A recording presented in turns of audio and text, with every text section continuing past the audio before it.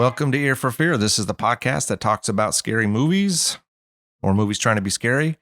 My name is Rick, and we are joined by one of the creeps. Hello. Mr. Morris is in the house. Hey, what's up, man? Monster Movie Man 13. Check him out.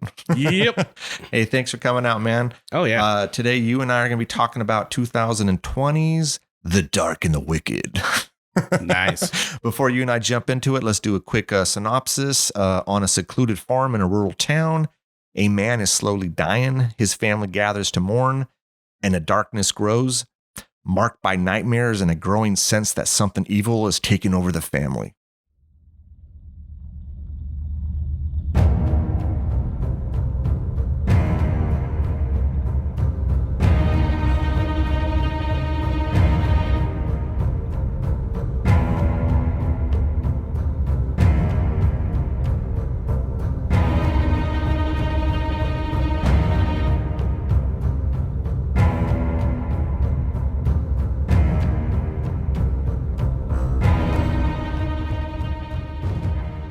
All right, man. So The Dark and the Wicked. Ahead of time, spoilers. Yes. If you haven't seen this and you've been wanting to see it, I would say go ahead and stop us, go check it out, and then come back. And ahead of time, just to kind of give you a heads up, Morris has asthma, and today the cough is a little wicked. So we apologize in advance. It's dark and wicked. It's dark and wicked, the cough and the asthma is. So we're just letting you know in advance, just in case. But anyways, let's jump into this, man. You recommended this movie. Yeah, it's one that's been on my radar for a while. I hadn't seen it. So when I recommended it to you, I was going in blind as well. Yeah. So you and I, neither of us saw this before. No. And I know you mentioned it a while ago, and I'm like, I hadn't seen it yet, and you hadn't seen it, so let's do an episode on it. And I want to say at the time we were going to first watch this movie, and I don't think we were going to do it for an episode. I think we were just going to just watch it. It wasn't on Shudder yet, and it was still on Amazon Prime for like $3.99 to rent. Okay. Or to buy. Maybe it was to purchase, because normally they have the, where you could purchase it first and then they have the rental later because they want to make money, of course. Sure. Yeah. And then I'm like, no, fuck that. I'm going to wait till it comes to Shudder. Right. Well, that was funny because when I went to go and I pulled out my, my Apple TV remote and I just put like The Dark and the Wicked. I'm thinking, okay, I'm going to pay $4 for it. And then I was on Shudder. I'm like, sweet, free. Yeah, totally. So this, I didn't know anything about this movie. I watched the trailer several times. Yeah. And I'll be honest, the trailer looked okay. It was just like, I've seen this before. Like this just looks like every other kind of movie like this. And that's what I was thinking too. Going in with your thought, that's exactly what I was thinking. It's like, okay, we've seen this where, it looks like, movies like The Possession or The Haunting of this or The Haunting of that, Yep. The Haunting of, Hannah Chase. Yeah, whatever. Or whatever. Insert woman's name here. Molly, whatever. Yeah. Yeah. And it looks like that. There's creepy settings, and then, you get the fast cutting, in the shadows. And that's what I thought this was. And this wasn't that. No, man, this was not that. Okay. So I love this fucking movie. Me too. Like, and people, if you've listened to us, and Morris knows I'm very hard to please. Yeah. And this, okay, so when I left this movie and it was over with, it fucked with me. Yeah. Like I had to sit here and process it, and I felt uneasy. I felt unrest, and that doesn't it happened. The last time happened was Hereditary. Yeah. And I'm not saying this is the same as Hereditary, but it's on that line of Hereditary where, dude, there was just so many things that are happening here. Yeah. And like I said, it was hard for me to process. I wanted to talk with you about it, but I'm like, no, let's wait for the episode. Right. And then let's have like a fresh take on it and just kind of folks, we haven't talked about this. No. We are literally sitting down here and we're talking about it for the first time. Yeah. And we wanted to save it for the episode. And man, I loved this movie. It was eerie. It was creepy. It was like a shot to my gut. Yeah. Like it was all of those things, it was man. Everything that it was supposed to be. The only thing I heard, because I didn't know the story. but people were saying it's along the lines of Hereditary. So I'm like, I'm on board, Yeah. and I'm like, if it's like a Hereditary, then I'm on board, which I think you would agree it has those kind of elements. It does. Yeah, without a doubt. It's those spooky in the dark kind of things that kind of creep up on you and gets under your skin. It gives you goosebumps. I'm getting goosebumps right now. Yeah. Just talking about like it. all of the, all the elements of this thing, the rural town, the evil that surrounds the family, the lack of faith, because they were never like they weren't religious. Yeah, they weren't religious at all. So it's like all of those things. The music was just so creepy, and again, it's like The Shining does a good job of. Oh yeah, it sets the tone like music wise, but it makes you feel uneasy all throughout. Yeah, right. Yeah. And that's what this did to me. Yeah. And and that doesn't happen often. Right. This, man. Right. As I've gotten older, I've gotten harder to please. Like, oh, I've seen this before. I've seen that before. It's like, oh, come on. Now this was very successful. It had every element. It wasn't much on story, but it was much on, because the story was fairly simple. It was fairly simple, but it had me trying to figure stuff out. Yeah. Like during the movie, like, okay, so what does this mean? Like, why? Okay, when the girl wakes up and she goes, I think it's Louise, right? Louise, yes. She goes to she had slept in the same bed as the dad, and folks, the dad is basically dying. He's on his last, and we don't get any dialogue from him through the whole movie. Almost looks like he's in a coma with oxygen tubes up his nose. Yes, and he doesn't really move very much. No, not at all. And then, but she wakes up and goes to the mirror, and she's got lipstick all. I'm like, what is that all about? Yeah. And then she finds the thing of lipstick in the bed. I'm like, does that mean something? Yeah. Or is it just the evil fucking with her? That's exactly what it was. At first, I thought it meant something like, okay, well, did the dad do something to her when she was younger? And that's what the lipstick is all about. And then I start thinking, and then as this movie went along, I'm like, no, this is literally the evil doing all these crazy things. And I guess we could almost call it the devil, right? Okay. So at first, I just thought it was an evil presence, but yeah, I'd have to go with the devil. It's the devil. It has to be. Well, there was I know we're kind of all over the place on this, but when the priest came and he said, she's like, we're non-believers, we're atheists. Yeah. And he's like, well, think about this. If a wolf is out in the woods, does the wolf care if you believe in him or not? Yes. No, I know. I love that. That was great. Yeah. It's like, no, he doesn't. You're still prey to him. Yeah. Yeah. Yeah. And do you think that, cause I mean, it doesn't really explain a lot of things. Mm-hmm. And at first, as I was watching the movie, I wanted it to explain that stuff to me. But then as the movie went along, I'm glad it didn't explain. Yeah. Because it's like that unknown. It's up for interpretation. Exactly. So this was written and directed by what's his name? Brian Bertino. So he did The Strangers. Okay. Did he direct it or write it? Oh, he wrote and directed it. He wrote and directed. Yeah. Okay. And then he did another one called Chameleon, and then another movie called Monster, which dealt with like family dynamic and with a mother and a daughter. Oh. And it was a good movie, and a lot of people praised it a lot more. I enjoyed it, but I wouldn't own it. The Dark and the Wicked, I definitely want to own. Yeah. Like I said, man, this was a pleasant surprise for me. I went into it thinking, damn, it's going to be like all the other ones that we want to like. Right. Like The Lodge or something I know you like The Lodge better than I did. And the thing is I didn't love it, and I didn't, I wasn't praising it. This is what The Lodge should have been. Yes. Because the way that, The Lodge had a tragic ending, no spoilers for anybody that's, hasn't seen The Lodge, but The Lodge tried too hard and we just weren't as invested. I think that's what the problem was. Pretty much. The ending wasn't earned because it's like, well, it was inevitable. It's like so many things could have been avoided.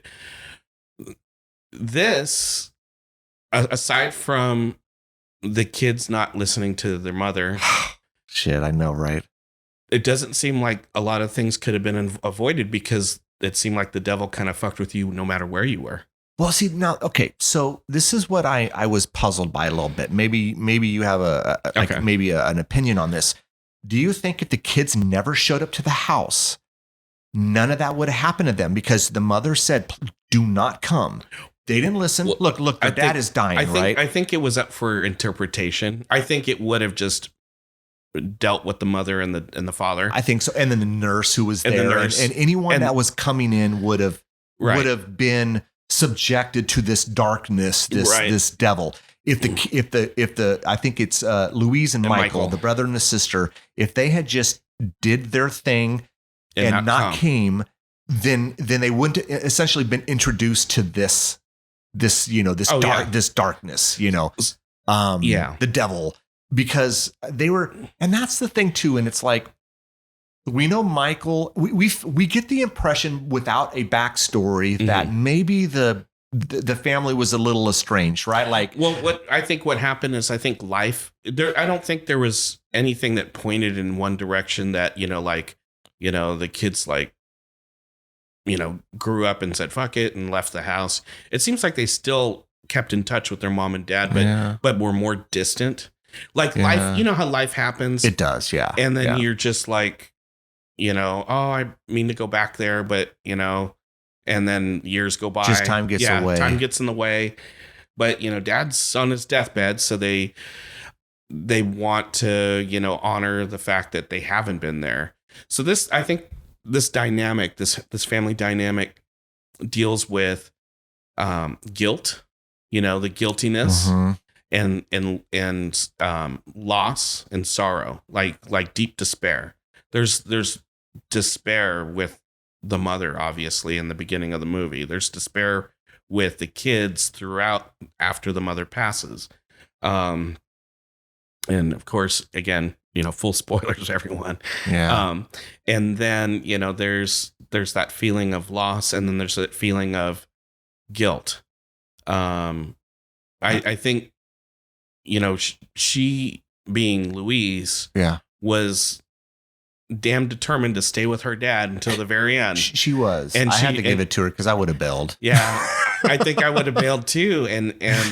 But she's like, we haven't been here. Yeah. And haven't been, the best daughter, and I need to stick with you until the very end, which was her downfall. It was her downfall. And that's the thing too. It's like, I felt Louise maybe was like the black sheep without them really getting into it. Right. Like it seemed to me, just some of the comments, like, or even the wedding dress that the mom was making for her, that it was in like, what was in like some sort of storage shed or something. It seemed like mom, like, did she run out on him? Like, was she engaged and then she left because she couldn't handle it? Or she just made her daughter a dress that, hopefully one day she would wear. Yeah. And that could be the case. Because she wasn't married.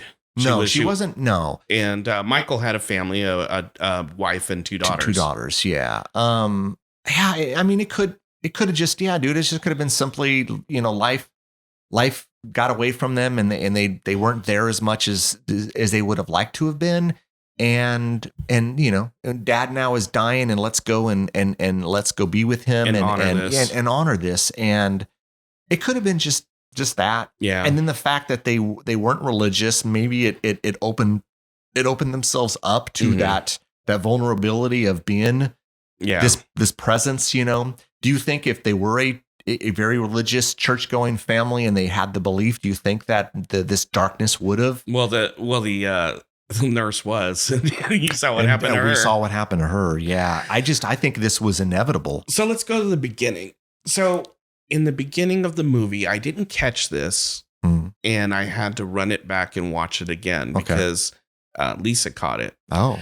So when the mother she seems like she's out in the barn area, and she's doing like her she has like her seamstress stuff. Oh yeah. And then she's like cutting material, and she's singing her song that kind of comes up, her several times. Yeah. Yeah. It's like, her. I didn't even catch the song. I don't know what it was. Was it a, it's a hymn. Oh, like that you sing in church. Oh, okay. Yeah.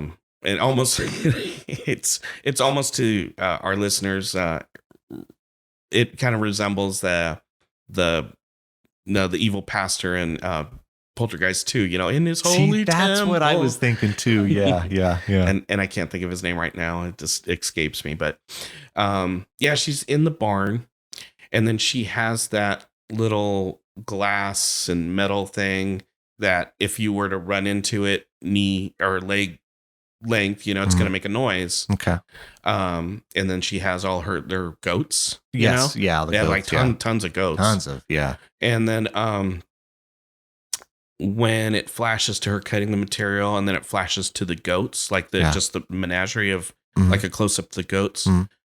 Lisa caught it, and I didn't catch it. There was a man in the goats. It was the devil. Oh, I didn't catch that either. Yeah. Holy shit. With the glowing eyes. I don't think no, dude. You'd have to watch it. And he's bald headed, but no shit. Yeah. Oh, damn. Dude. And I wish I would have caught that. And then it like kind of freaked me out because that's the very first sign of, because you could say, oh, it's an evil presence. Now it's, you can say it's, if it is an evil presence, it's the devil. It's personified, and oh man, no, I didn't even catch that. Damn it. So, from there, he seems like he's just kind of fucking with the family, because she's now inside the house, she's preparing food, and then he moves the chair. Yes, he did. When she was in the kitchen, yes. And she looked back at the chair like, yeah, that moved, No, I think the thing is, I think she knows that there's something there. She knows. Yeah. So it's almost like this stuff doesn't really surprise her. It just, it makes her kind of feel unsettled, I guess. Yeah, I think so. Uneasy, I think you're right. Yeah.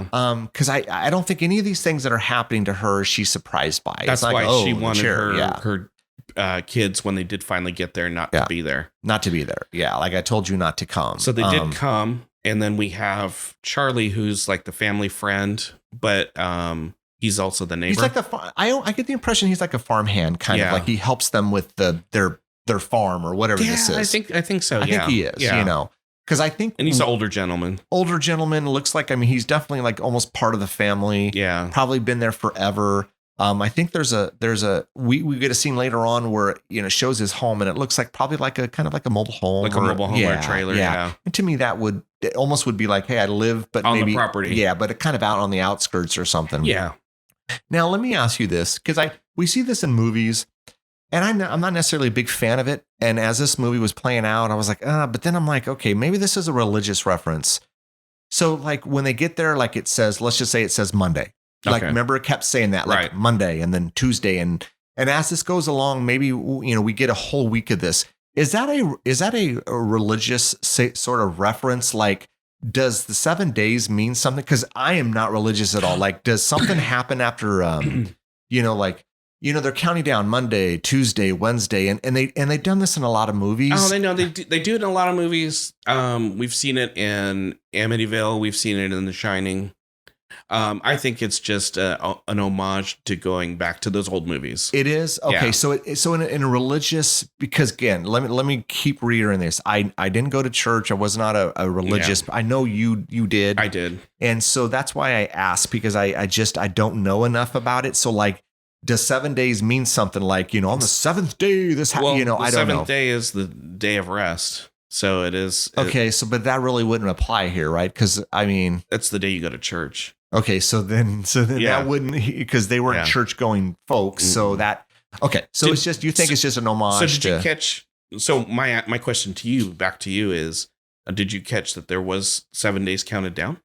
I think there was, right? And I didn't know. I didn't catch that. I think there was, because I know I'm not like 100%. I thought the very last day was Sunday, because I think it started on a Monday. Okay. And so I thought the last day was a Sunday. It was definitely either Saturday. So I didn't catch the days. I was just curious. Like, I thought it was just kind of one of those things that we see in other movies. It means nothing, but it's just there because they just, I don't know. I almost say Hereditary did the same thing too. They probably did. And to me, it's like, well, is it just a little trick they do? Like they think it adds some sort of substance to the movie? Or maybe suspense. You think so? Yeah. Because you're like, it gives you an idea what you're in for. It's hard to tell. Yeah. So I don't know. Anyways, that was just something that I was asking because I just didn't know if it meant something. Yeah. So yeah, I mean, the Louise and Michael show up. Dad is basically he hasn't got much longer, right? No. And again, we don't get any dialogue from Dad. He is eyes closed. It's like you said, he's almost like in a medically induced coma. Mm-hmm. Not much is happening from him. Mm-hmm. But Mom clearly doesn't want them there.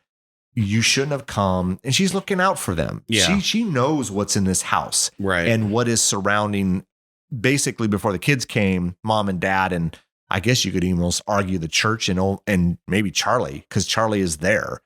Yeah, she just didn't want either one of them there. And then once they got there, it was like now they've become subjected to this thing. Right. And she knew that.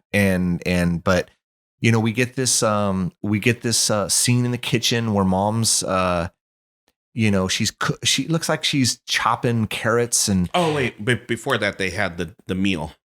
They had the meal. Yeah, they had the dinner. They had dinner, and then she kind of went into them, you guys really shouldn't be here. Yeah, you should have listened to me. Yeah. And then before the scene of chopping the carrots, wasn't there? Didn't they all kind of go to bed, and Mom was up later? Maybe. Yeah, and then the door was open, like the front door was open.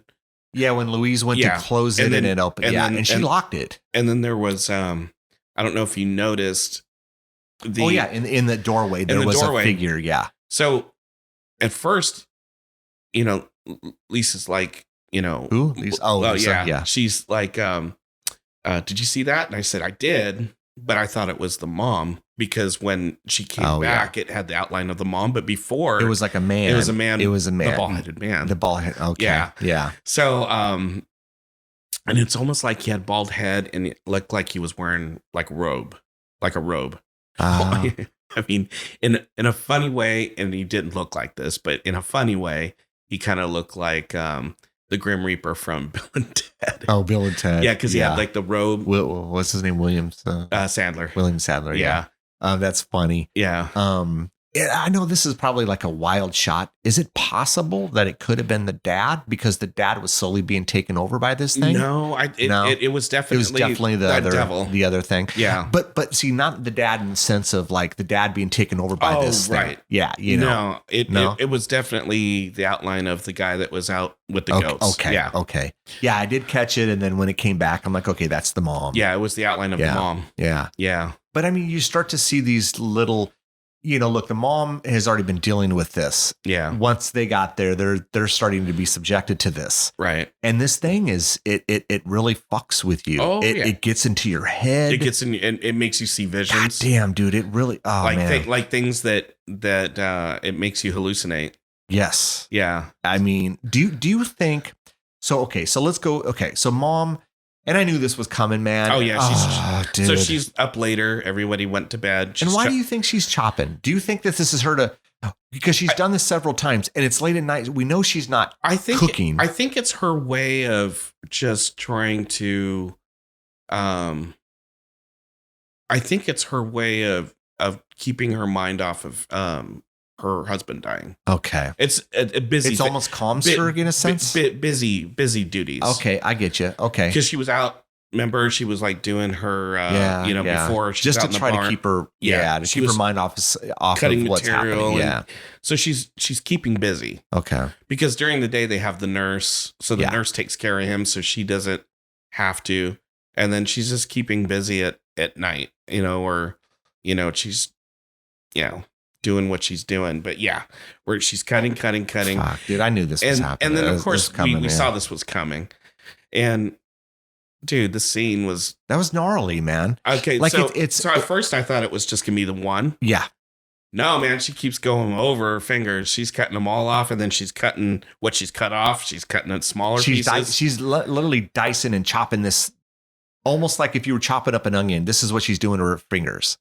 And I bet you... Do you think that at that point it was the, this darkness? The darkness, I think, we didn't see what she saw. You know, we're just seeing what she's doing. Yeah. But I think the darkness, the devil, tricked her and gave her like a hallucination. So I think that's why why she just kept. Yeah, because I don't think she meant to do that. I can't imagine. Well, I mean, I guess my question would be, what would be the reason for it? Exactly. There is no reason. There is no reason. Yeah. It's the same reason as when people are doing this. Yeah. And we'll talk about that later. Yeah, we'll talk about it later. Yeah. And just went to town on these. Oh my God, dude. It's one thing. And we've seen this in so many movies. Like, I mean, we could go on and on. We know something is coming and it's that build up. And then it's like, oh, damn. And, and it's like, it was hard. It was hard to watch that. Mm-hmm. And then we get the next morning where Michael and Louise come into the kitchen, they see this and they're freaking out. Yeah, they see all the blood in there and then they run outside to try to find where mom is. They're looking for her everywhere, and then of course they see the swinging legs in the barn. Yeah, and she's hung herself. Well, supposedly hung herself. She's done it, but it's like, well, how did she do it? That's later on. They were like, okay, well, what? Michael goes, yeah. How did she get up there? Because there was nothing underneath her to stand on. Yeah. And then how did she? It just seemed very unlikely. Yeah. And this is a lot to deal with, right? I mean, because at this point they don't realize anything is. They don't realize anything is happening at this point, right? So they've come in, their dad is dying, and now mom has killed herself. Right. This is a lot to take in. It is. For a brother and a sister, and they didn't even expect mom to die, and because they were expecting dad, but now they're dealing with mom being gone. This is a lot, and I'm not.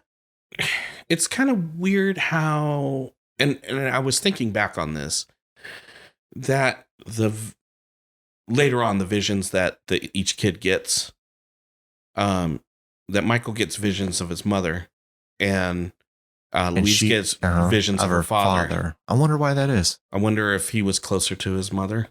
And I kind of gotten that impression. Yeah, I did. I definitely got the impression that he was closer to his mom.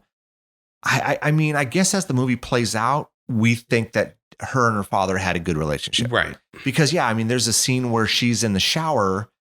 And she hears a noise and she's like, Jesus, let me finish. Give me a few minutes to shower. I think she thought it was her brother. Yeah. And then she opens up the shower curtain or whatever this was. Was it the shower curtain or door? It doesn't matter. It was the shower curtain. Shower curtain. And dad's standing there with his eyes are basically white and he's doing that weird shaking thing, which I thought that this movie was going to have a lot of, and I don't really care for that. I don't either. It's been done to death. It's just like let's move on, and I don't want to see that. Yeah, everybody does that from Jacob's Ladder. Yes, and it seems like that's the norm. It's either that or that weird body contortionist where it's click click. Yeah, everyone's like doing that, and it was okay for a minute. It's like now I'm like I'm done with that, and so.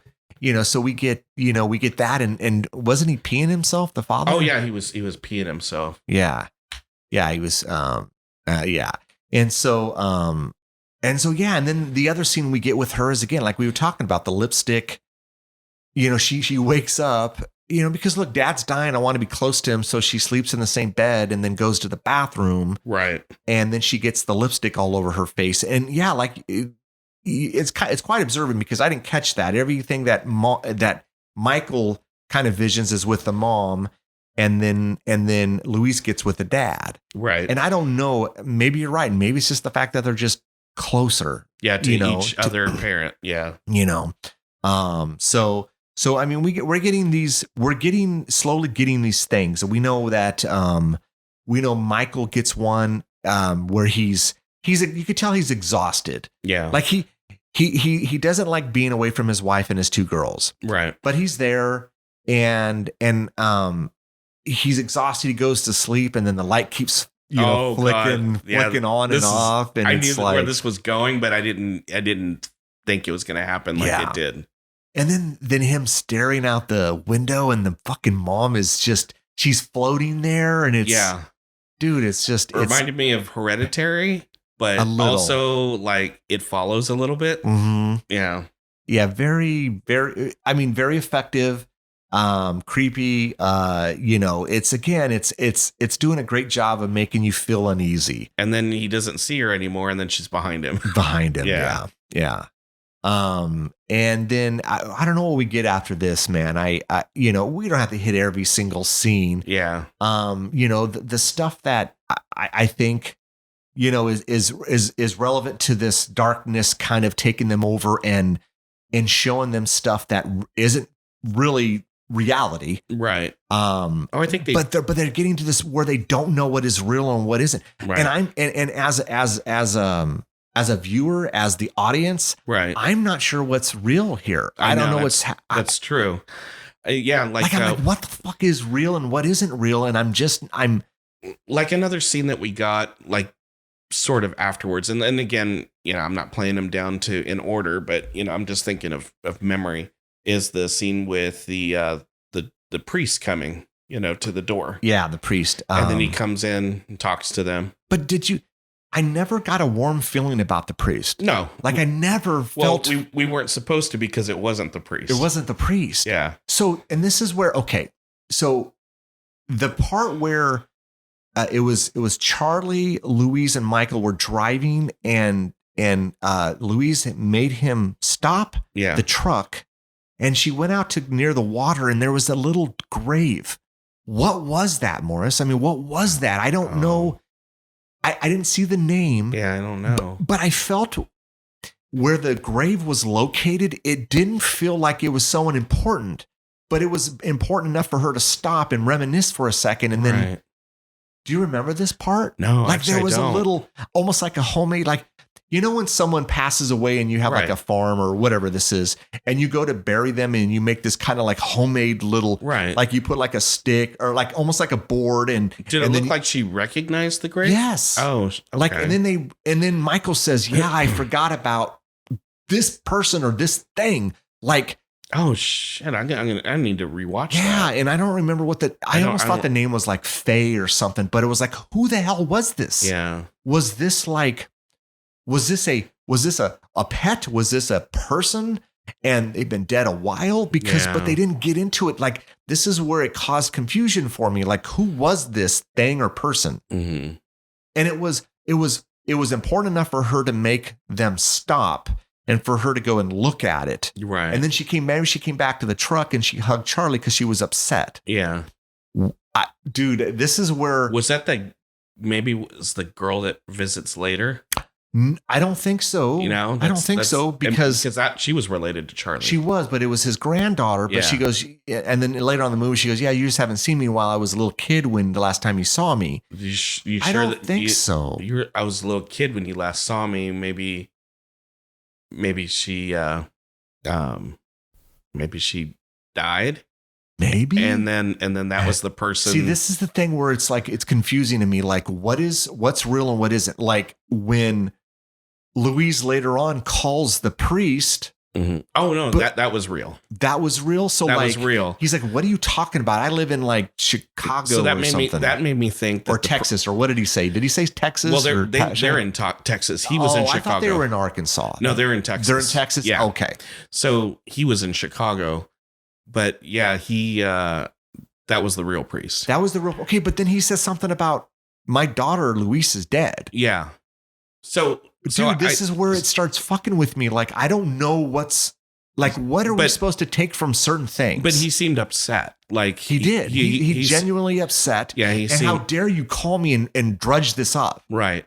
So, but then his deceased daughter was named Louise. I think it's coincidental. It's coincidental. Yeah. I think probably the devil picked somebody to represent. And chances are, mom never met that priest at all. Yeah. So the devil probably picked somebody that had a daughter that was named Louise that died. And just as simply as fucking just because that's all whatever we can do. This evil fucked with them throughout the entire movie. Yes. And each little set piece was crafted in a way where this was so much better than like those other movies we were talking about. Yes. Because a good horror movie has to have, we like horror movies that, does some shit and then maybe not has a happy ending, you know? Yeah. We like to see our favorite characters live. Sure. I'm not sure if we had any favorite characters in this movie. I think they were just, you know, people that we were following, and, you know, you know what I mean? I do. I know what you mean. Yeah. I know what you mean. Yes. I mean, in most horror movies, it's like, unless they do that stupid, you know, ending where, you know, it's like, oh, you know, we think they're going to survive and then someone's behind them or someone show. Yeah. I don't like that shit. We knew that wasn't going to happen in this movie. No. It's a different type of movie. It's not it's not a slasher. It's not even really a ghost story, right? This is essentially just evil. Yeah. Evil and darkness and the devil. And it's, and you probably know this isn't going to have a happy ending. Right. Like, how do you escape the devil? Right. It's inevitable, right? I mean, I think it's, you can't, you know, I think he always has tabs on you. Right. And even if you're not a religious person, let's just, for the sake of suspending belief, mm-hmm. if God has tabs on you at all times, the devil does too. Yeah. Yeah. So yeah. you can't escape good or evil. It's inherent in everyone. You think about it. It is. We're all good and evil. I just wonder, and again, and I love the idea of not knowing, but sometimes like you and I talking right now, I kind of want to know. It's like, what brought this on? Mm-hmm. What did they do or not do? Oh, what was their sin? Yes. What happened? It couldn't have been simply. I like the fact you don't that believe in God. I like the fact that it was random, and I want to say he was. I think it goes back to that phrase that he says when he's personified as the priest, saying, "Well, you know, wolf." Yeah, a wolf. Yeah, a wolf doesn't care if you're, you know, if you believe he exists or not. You're still prey. Yeah. So I think I did like that. I think the fact that he's like, okay, well, these people don't, you know, they're not religious.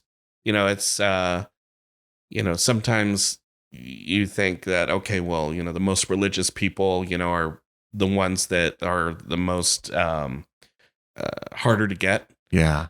Maybe he's like, let me tempt these. Let me fuck with this family. A random act. And it could be it could be just the simplest explanation. Yeah. And because I mean, we don't know anything else. Yeah. Nothing else is really explained. No. At least that I don't remember, you know, watching this going, oh, okay, you know. So, and I think that's what makes it more fucked up and right. Yeah. Like that's kind of going, because it could happen to, this is the thing, man. If you do something bad, yeah, and the darkness or the devil comes after you, could go, okay, I can almost justify that because you're paying for your sin. If you never did anything, that's what's more jacked up about it. Because look, dude, you and we're pretty damn good people, I think. And this thing could come and get us, and it's like, what the fuck do we do? Well, we didn't do anything, you asshole. so going on that what you're saying there, this writer director, yeah, all his movies are like that.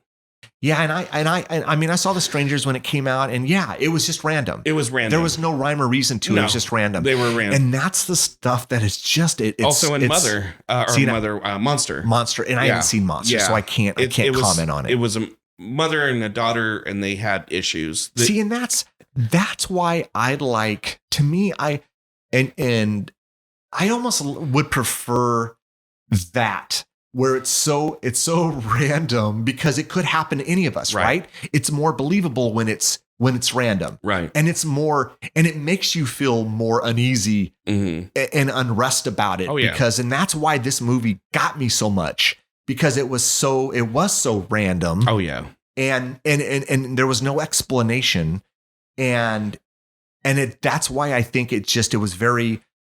When I sit here and I talk about it, it was so effective for me. And when I was done with it, I was just like, God damn, I felt, dude, I wanted to talk to people, and it stuck with me. And most movies don't do that. I love the movies. Last movie that stuck with me was Hereditary, because you and I saw that in the theater. And after it was over, you and I were like, God damn. And we sat there in the parking lot. We kept talking for like an hour or something. And then you left. I went to grab some food. And while I was eating food, I was on my phone going, God damn, I want to know more. Yeah. Like, and then I was starting to get explanations. And then I think I probably texted you later or called you. And I'm like, dude, we didn't even think about this or that and all these different things. How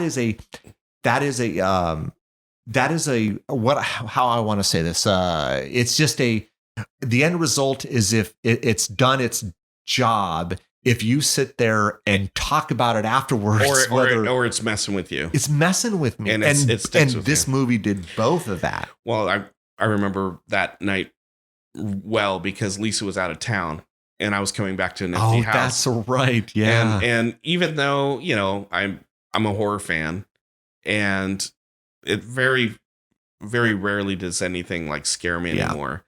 I have to admit, it kind of freaked me out sleeping in the house by myself. It does, man, because we know these things are just movies. Yeah. But if it is it's super effective, then it's got you hearing noises that maybe it's just it's your heater kicking on or it's your house settling. But then you start thinking it's this and that, and it's or you in a darkened room. You see, you start seeing a shadow that's nothing is even there. Right. But see, that's when you applaud a director because he or she has done they've really kind of knocked it out of the park. Yeah. Right. And we just don't see a lot of. You and I have seen so many horror movies over the years, you more so than I have. And we've seen it all almost. And then we see this. And when I had texted you yesterday and you hadn't watched it yet, and because we like to watch these close to the time we're doing an episode, so it's just fresh in our head, and we try not to forget something important, and we're not perfect. We are going to forget stuff. Dude, I texted you. I'm like, damn. And I didn't give anything away because you hadn't watched it yet. But I was like, fuck, this thing is messing with me. Right. And I wanted to talk about it. But, But anyways, man, let's get back on. I mean, what haven't we? Let's see. We've gotten most of. Okay, so all of these things are happening to Louise and Michael. Yeah. And it's taken a toll on both of them, but more so on Michael because he's got a wife and two girls. And he misses them. He wants to get back to them. He knows something is here. Yeah. I don't want to be here anymore. And so he had an encounter in the barn, remember? With his mother. Yeah. He's out there, which, dude, whatever. Okay, I get it. I think it was because all the goats went up. We forgot about that. The whole goat thing. Yeah. They went out to go look for the goats and the goats were gone.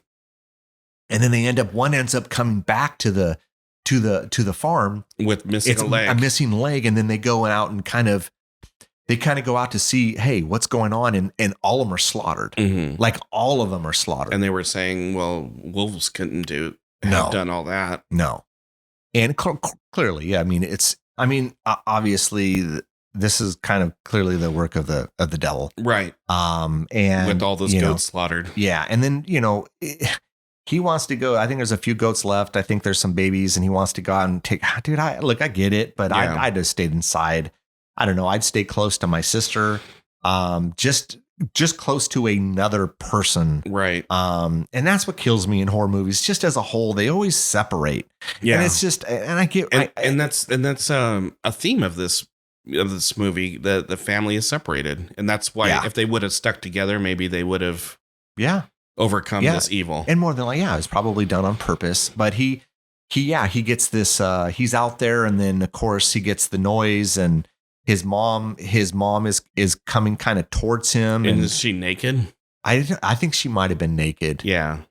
And then, he's like, look, I know this isn't real, and tries to kind of just, I don't know, close his eyes or whatever. And then this evil ends up, on his face, right? Right up on his, man. And then he's got that pocket knife, and it's trying to tell him to like cut himself and kill himself because it's manipulating him to do what it's bidding. A lot of manipulating in this movie. And then he you could see how strong he was. He like threw the knife down, but he took the knife with him. Yeah. Yeah. And that was enough for him, dude. He couldn't do any more of this. And he ends up bailing on his sister. Yeah. It didn't even tell her. No. He just drives. He's like, I'm out of here. I'm going to drive home. And, you know, she wakes up, of course, is upset and panicking, calls him, no answers. Before that, wasn't Dad like floating up above her? Was that or was that later? I don't know if that was later. Because she heard the noise in the bed. Yes. Oh my God. I forgot about that part. The noise in the bed where something was in bed with her and her dad. Yeah. And she basically going to take over this. The sound design was so great. Yes. In that scene, because you could feel something. And if anybody had like a nice surround sound system. Yeah. Dude, I heard it. It sounds like someone crawled in bed with them. Yep. Was, you know, if you know the distance of her and her dad sleeping next to each other, it's you could probably fit a person between them. Maybe. So this person or this being entity was like, you could feel like on top of her dad. Yes. And was just like growling or grunting or something. Something. Yeah. So she whips her head around because she's totally turned the opposite direction. Yeah. And she looks at her dad's side of the bed. He's gone. Yeah. So it's like, oh fuck, did it get him? Yeah. And then or am I imagining this? Or am I imagining it? Right. Yeah. Exactly.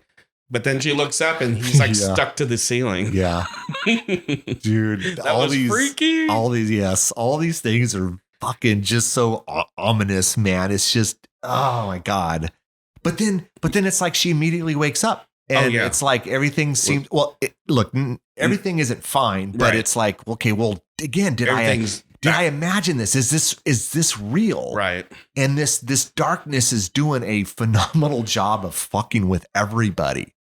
So, so Michael coming home and the nurse. Now remember, okay, so what happens? So before that, we got we get a knock on the door and it's the girl, right? This teenager, because Michael's. Oh yeah, we totally forgot about Charlie. Oh my God, Jesus, man. Yeah, that was before the girl. And look, I mean, we apologize, but we're going to jump around a little bit because we're not going to remember every single sequence. But yes, Charlie. Okay, so explain this one to me too. Yeah. And again, I think this just goes back to the fact that it's just messing with you. Yeah. Charlie is calling them, but they've essentially taken the phone off the hook or taken it out of the wall. Because they keep getting calls from the devil. The devil, yeah. And so Charlie's trying to get a hold of them, and he can't. And so then we get this. Was that Louise? That was Louise. Okay. I thought so. It like at first didn't look like Louise, but then I'm like, oh, it's Louise. But it's all these marks on the body. Yeah. What again, dude, is this just messing or does this mean something? No, it looked like it was just messing. So it looked like Louise had a flowery dress on, but she had looks like she took a pocket knife or a knife. Yeah, like cuts. And she cut her entire face and body and it was all over her arms and legs and it was right in front of Charlie. And it just I think it was kind of freaking him out. But for him to do what he did, it seems like it should have tempted him longer, right? I don't know, man. That's the thing. It's like I almost think there was other underlining things that we just either didn't catch, or maybe we're just reading into. But I felt like, okay, well, why was it Louise, mm-hmm. and why was she cut? Like all this stuff means something, but what is it? And I don't know, man. I mean, maybe it was just some dialogue that we didn't catch. It might have been, or it was just simply what can the devil do to get into your head to make you do something? Which is what happened. He ends up taking the shotgun to his. Yeah, I'm almost thinking that we're wanting to put something that's just not there. That's not there, but it would explain more. Like maybe he had like a daughter that died or something, or an incestuous relationship with Louise when she lived on the farm, and maybe that's why she left. But she seemed like she was okay with him. Yeah, no, it seemed like they had a good relationship. Yeah. I don't know. I think it was just I mean, maybe it's nothing. You mean and it's just nothing? Yeah, we're just reading into it. We're reading into it, but it's enough to get him to kill himself. Yeah, he to takes put the shotgun to his head in his mouth, and then blow out his top of his head. And then a little while later we get his granddaughter that shows up at the door, knocking on the door. And this, to me, it was innocent at first. Hey, we just want to let you know Charlie's dead. Yeah, and she's like, yeah, I haven't been able to. We haven't seen him in a few days or something like that. And he was trying to get a hold of you for days. Yeah. And so you guys weren't answering the phone. And it was like, okay, and Louise in a sense is kind of preoccupied because she's realized Michael has bailed on her. Yeah. And she's scared as hell. And then of course, then we get kind of the devil takes over this little girl and we start getting these comments like, hey, you can smell him. You can smell him. You can smell the rot. And he's not that far away. Yeah. Meaning her dad. Yeah. He's close to death. Close to death. And really what this kind of, look, I mean, we all this kind of boils down to is it's like it kind of reminded me of like The Conjuring or Insidious. Yeah. Where, the boy was out of his body and these things wanted to take him over because he was vulnerable, right? Like his soul, like dad's vulnerable. Yeah. And we're going to, once he dies, his soul is open for us and we can kind of take over his soul. And so it's like this thing it's around and it's like, it's there, it's ready to pounce, And so we get all these comments with this girl. And again, I'm digging all of this, man. Like at first she's just this innocent girl, and then all of a sudden we get this other other stuff that's happening. She's the devil. She's not, and she's not probably even a real person. Oh, and we forgot the other time where so Michael and Louise are sleeping, and then they get a knock at the door at 3:00 in the morning. Oh yeah, and it's damn, dude. I know. I feel bad because we're missing all this stuff, but it's hard to remember. Yes, and they're like, "Well, what are you doing here?" Yeah, and at like 3 a.m. Yeah, it was just weird. And then they realized at that point it wasn't. Yeah. He wasn't the priest. The priest. Yeah.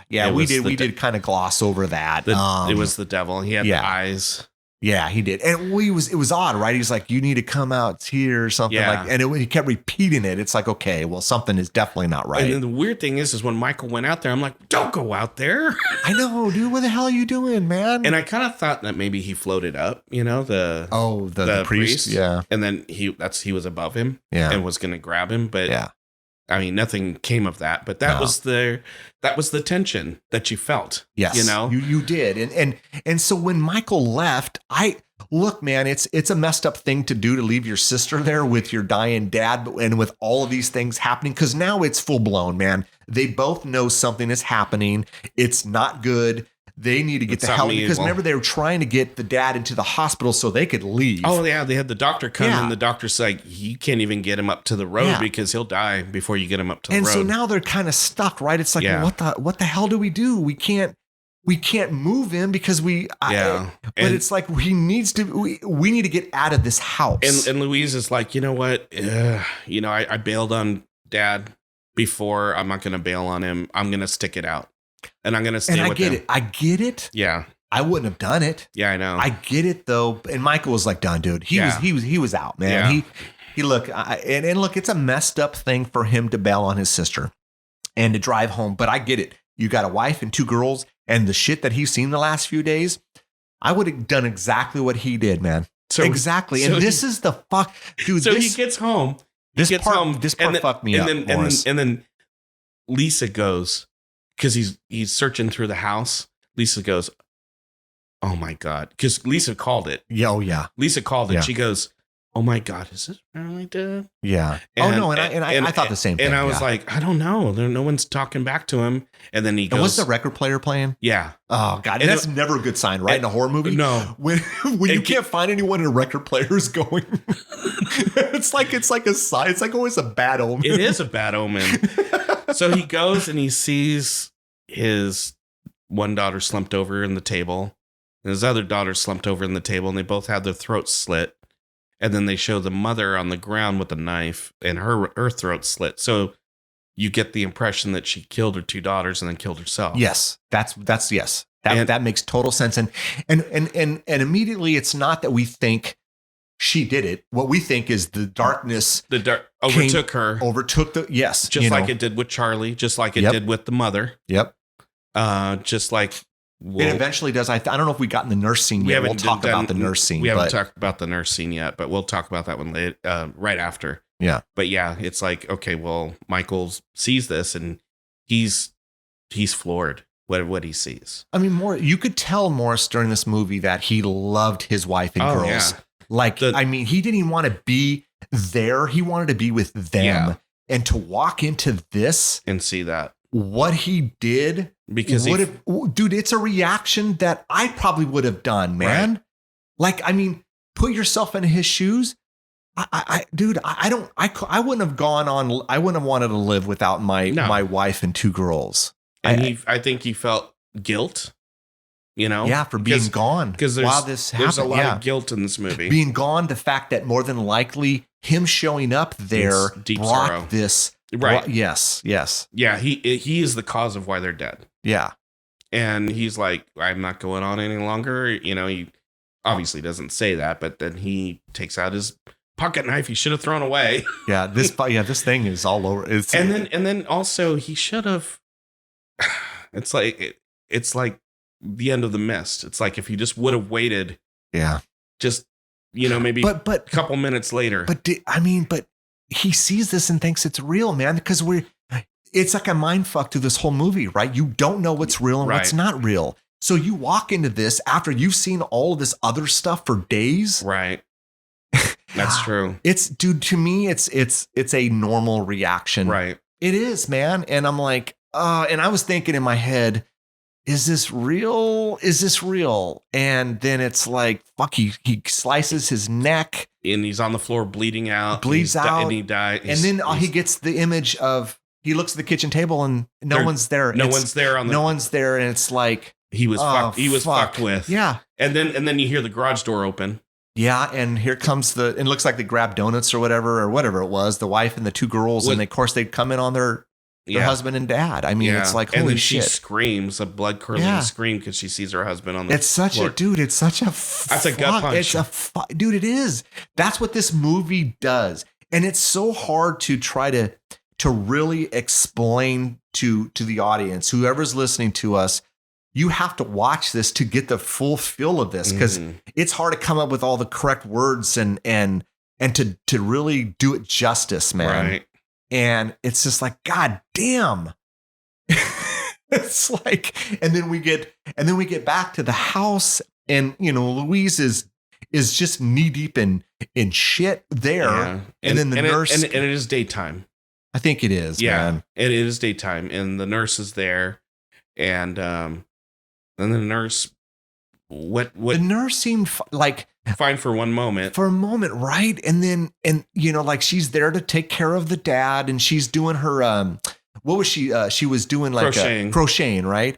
And then she took one of the needles. And then she hears. It was around this time, though. I think this is when she hears Michael and Luis. They're arguing over the phone, like, "How dare you left me?" And because again, we're a little out of order, man. But it's hard to be scene by scene. And then she hears this the panic in Luis's voice, like, Michael, you left me and I'm by myself and this is overwhelming. And then it was like this smile on her face, like it was almost like a switch, like the devil kind of got into her, right? Because then she basically she grins and then she stabs her cheek, right? Her cheek, I think she shoves the needle the sewing needle through her, and then it's like we get this, I think she eventually does it through her eyes. And I keep saying sewing needle. It's that crochet needle. Needle. It's those big. I mean, those are heavy, dude. It's kind of like similar to the needle that was used in Halloween when where Michael Myers gets poked in the throat. And so and those are heavy. Those are kind of heavy duty, man. I mean, those can do damage. They can. And she, and she stabs her eyes and stuff like that. And so, it's. The bottom line is, like, everything that comes, it almost seems like every person that comes into contact with this family or even essentially this home, you're doomed. You're doomed, man. Yeah. Charlie, I mean, the nurse, everybody, the kids, right? obviously. Yeah. And so, I mean, really at this point, and I think Louise ends up getting knocked out, right? I think the nurse had hit her or something and she had gotten knocked out, and then she wakes up and of course it's dark. And the nurse is, I think, dead. Laying next to her. And doesn't she try to get out of the house? I thought she tried to crawl out of the house, man. And then she fell down the stairs like that led to the house. And I was thinking, why? And that this is what I was thinking, why does she keep falling down?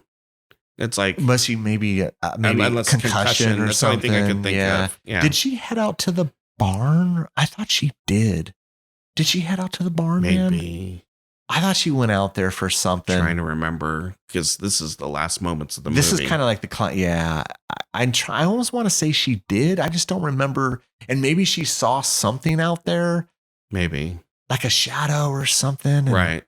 Ended up back in the house. I mean, I think the bottom line is she wanted to be with her dad no matter what. Right. Like this, look, I'd rather be somewhere else, but I got to be here for my dad because this is his last moments. Right. Basically. And he's like, wheezing really bad. Yeah.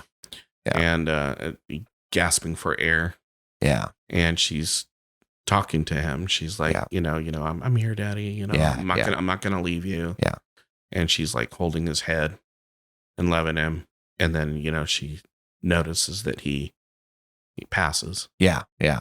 He's gone now. And she, like anyone would be, is upset and devastated. She's crying. And then she, doesn't she turn on the bed? I thought she did. Yeah. Yeah. And then it's the very last scene in it. And it was the dad, right? It was the dad. Yeah. The dad is like, the dad himself, like he's gone, but his shell, I guess we could call it his shell, right? With the white eyes. Yeah. It is like attacked her. Yeah. It's like the darkness, this devil has finally taken over his body. It was almost like a jump scare. It was, but it was a good. Yeah. It was good because not that it surprised me. Yeah. But it got it. Yeah. I guess what I'm trying to say is that type of scare didn't surprise me that it happened. Right. But it still got me. Yeah. Like it got me, man. Right. And then it was just this dramatic, it was like this just all of a sudden like end. Yeah. But it was an end that seemed fitting to the rest of the movie. Yeah. And I'm sitting here going, motherfucker, man. It's like, I mean, there's no good in this movie at all.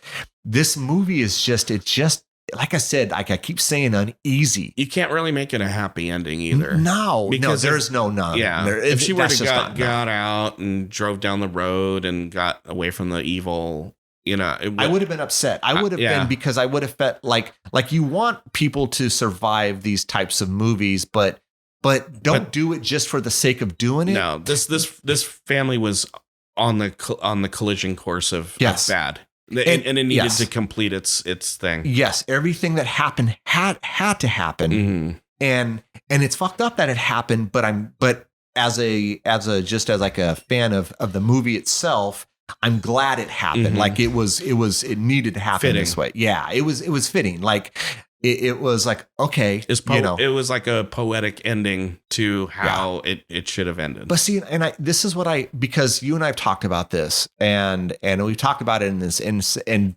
previous episodes, or just in general episodes we haven't even done. Right. You could have a good movie, right? And then you get to the end, and then you don't do the ending correctly, and it kind of fucks up the rest of the movie. And it does. It's like you have an 8 or a 9, and then all of a sudden you fucked up the ending, and now you got a 6. It's like, look, you've done this far. Commit to it and keep going with it and make it good, man. Just keep doing it, and then it's like you do it. Whether it's like there is no happy ending, and you want someone to survive, but you've stuck with your guns, man. You found your path. You stayed on it. Yeah. No matter who you made, you may piss off or not as a fan, or I'm the audience, and it's like, oh man, and you did it. And now some people could be watching this movie and going, God damn it, I wish, Louise would have survived and this and that. But no, I mean, it's sad that you can wish that, but that's not what. And it sucks, man. As a whole, it's like, it sucks that all of them died, and they died gruesome deaths and all these things, but it needed to go that course. It had to. And see, that's how I felt. Like, okay, let's just talk about the lodge. It wasn't earned. The very end happened, and you knew that that's what was going to happen. Yeah. And it didn't feel earned. I don't know. That movie kind of pissed me off.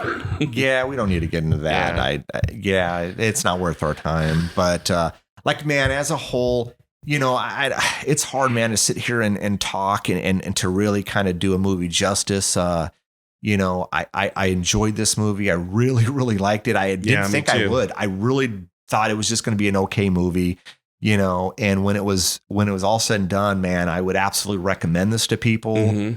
Now, you're not going to get a feel good movie. Nope. Don't expect that at all. It's everything about this, man. I thought the acting was great. I thought the music was phenomenal in this. The music was so fitting. It added to this uncomfortable feeling that you have throughout this movie. The music did that. Exactly. It did that. I know you liked it. You would definitely recommend it. Oh, highly recommend. I would say for me, on a scale of 1 to 5, I say this is a solid 4.75. Yeah, I think that's probably pretty good. Yeah. I mean, I usually don't like to put numbers on it, but yeah, dude, it's up there, man. And it's on the realm of, I don't want to try to compare it to Hereditary, but if you're gonna say movies over the last, say, 4 or 5 years, I would say this is similar to Hereditary in just the feeling of it, and then the execution of it, and then the fact that it's just as a good movie as a whole. That's what it reminded me of. And some other people were saying that there's a movie, and I saw this that I can't remember if it came out in 2020 as well, but it's called The Relic. Oh, and they said that and it's not The Relic from the 90s. Yeah, no.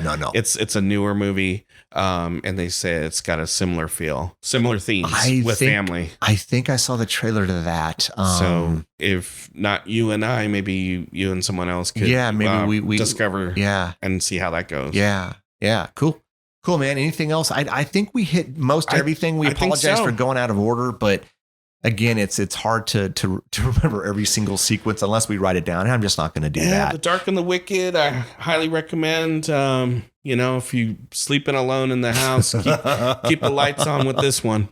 Definitely. Well, hey, everyone, thanks for listening.